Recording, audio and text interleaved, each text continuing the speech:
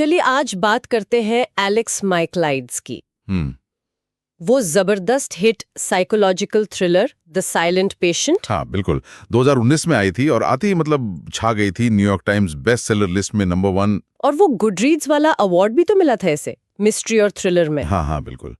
तो आज इसी पर थोड़ी गहराई से बात करते हैं कि भाई ऐसा क्या था इसमें। हाँ, कि इतनी पॉपुलर क्यों हुई ये किताब। तो कहानी है एलिशिया बेरेंसन की, एक फेमस पेंटर। सही। और उस पर इल्जाम है कि उसने अपने पति गैब्रियल का बेरहमी से खून कर दिया। और उसके बाद वो एकदम चुप हो जाती है, बिल्कुल खामोश, एक शब्द नहीं। हाँ, यहीं से तो सारा रहस्य शुरू होता है। उसे फिर द ग्रोव नाम के एक सिक्योर मतलब एक मनोरोग केंद्र में भेज दिया जाता है। अच्छा, द ग्रोव। और फिर कहानी में एंट्री होती है थियो फेबर की। वो साइकोथेरेपिस्ट है ना? हाँ, क्रिमिनल साइकोथेरेपिस्ट।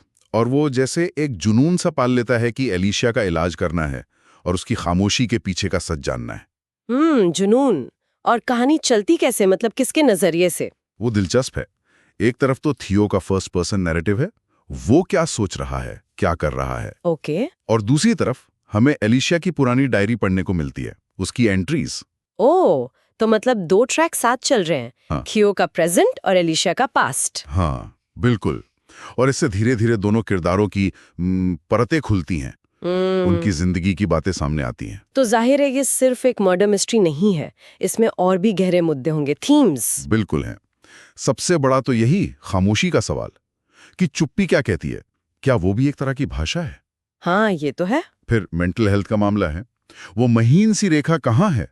जुनून का थीम बार बार आता है, सच का जुनून, प्यार का, या किसी को कंट्रोल करने का। और बचपन के सदमे मतलब चाइल्डहुड ट्रॉमा और भरोसे का टूटना, ये सब कैसे आपकी अडल्ट लाइफ पे असर डालते हैं। और हाँ, आर्ट, कला को अभिव्यक्ति के माध्यम के तौर पे दिखाया गया है। अच्छा, वो कैसे? एलिसिया पेंटर हैं तो? हाँ, हत्या के बाद वो कुछ नहीं बोलती लेकिन एक पेंटिंग बनाती है, अल्सिस्टस नाम की। अल्सिस्टस, ये ग्रीक माइथोलॉजी वाला कैरेक्टर है ना? हाँ वही। ग्रीक मिथकों में अल्सिस्टस वो है जो अपने पति के बदले खुद मर जाती है। ओ, तो एलिसिया का इस पेंटिंग को बनाना, इसका क्या मतलब निकलता है कहानी में? ये तो बहुत सिंबॉलिक लगता है। बिल्कुल, ये बहुत गहरा सिंबॉलिज्म है। पति के लिए बलिदान, या शायद विश्वासघात, या एक औरत की आवाज का दबा दिया जाना, ये सब सवाल खड़े होते हैं। ये सिर्फ एक क्लू नहीं है, कहानी में एक इमोशनल डेप्थ जोड़ता है। इंटरेस्टिंग। और मैंने सुना है कि किताब में अनरिलायबल नैरेटर का इस्तेमाल हुआ है, मतलब जिस पर पूरी तरह भरोसा नहीं कर सकते। हाँ, ये इसकी एक बड़ी खूबी है। थियो का जो नैरेटिव है, उस पर सवाल उठते रहते हैं। पाठक कंफ्यूज रहता है कि सच क्या है, किस पर यकीन करें। और फिर आता है वो एंड का ट्विस्ट, लोग कहते हैं बहुत शॉकिंग है। अरे बहुत, इतना कि आप किताब खत्म करके सोचेंगे कि अरे ये कब हुआ। और फिर आप वापस जाकर वो सारे छोटे छोटे हिंट्स ढूंढना चाहेंगे जो शायद पहले नजरअंदाज हो गए थे। हाँ, वो ट्विस्ट तो मतलब दिमाग घुमा देता है।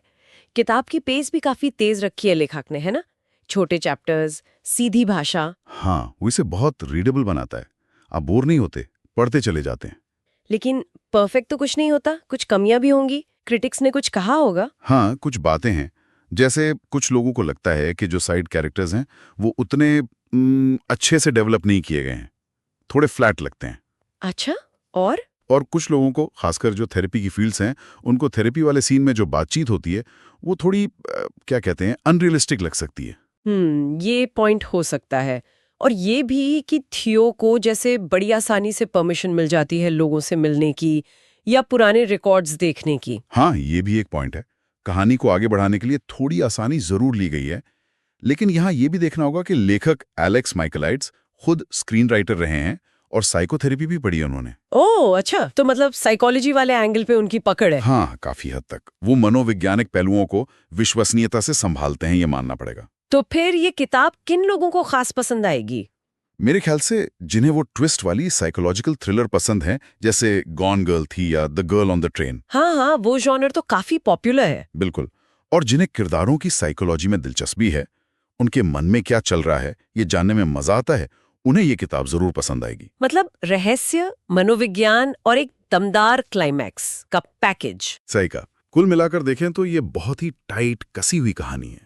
एक सिनेमाई फील है इसमें, और ट्विस्ट बहुत पावरफुल है। एक तरह से क्लासिक भी लगती है और मॉडर्न भी। रेटिंग्स भी तो अच्छी मिली हैं ऐसे। हाँ, औसतन 4.5 स्टार्स आउट ऑफ 5, जो एक डेब्यू नॉवल के लिए कमाल की बात है। एलेक्स माइकलाइड्स का शानदार आगाज था ये। वाकई।